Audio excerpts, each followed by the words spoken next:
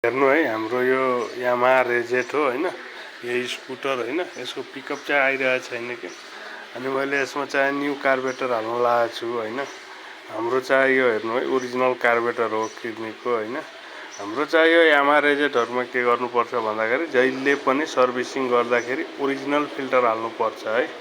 यो हाम्रो original filter हालिएन भने हाम्रो यो भ्याकम पिस्टन सिस्टम हुन्छ हैन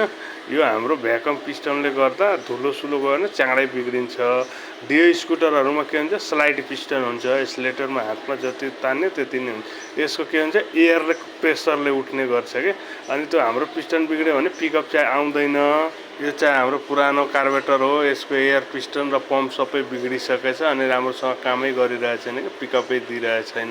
त्यसै हाम्रो यामाहा स्कुटर छ भने एकदम ध्यान दिनुपर्ने हुन्छ है हाम्रो पिस्टनहरु पनि हेर्नु एकदम धुलो र फोहोरले गर्दा पुरै घोटिसकेछ है अनि जहिले पनि हामी सर्भिसिङ गराउँदाखेरि एयर फिल्टर चाहिँ ओरिजिनल अनिवार्य सर्भिसिङ हालियो भने हाम्रो यो कार्बेटरको हत्तपत्त प्रब्लम चाहिँ आउँदैन चाहिँ ओरिजिनल फिल्टर हाल्ने गर्नु है त यस्तो प्रब्लम छ भने हैन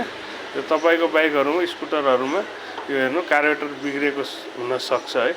हाम्रो यो पिकअप बुसहरु भन्दा मेन यसको यामामा बढी कार्बेटरमै प्रब्लम देख्ने गरिरहेछु के मैले अहिलेसम्म हैन मैले चाहिँ नयाँ कार्बेटर हाल्दिन लागेको छु कार्बेटर चाहिँ हाल्यो भने प्रब्लम चाहिँ सल्भ हुन्छ पिकअपहरु पनि राम्रो आउँछ है त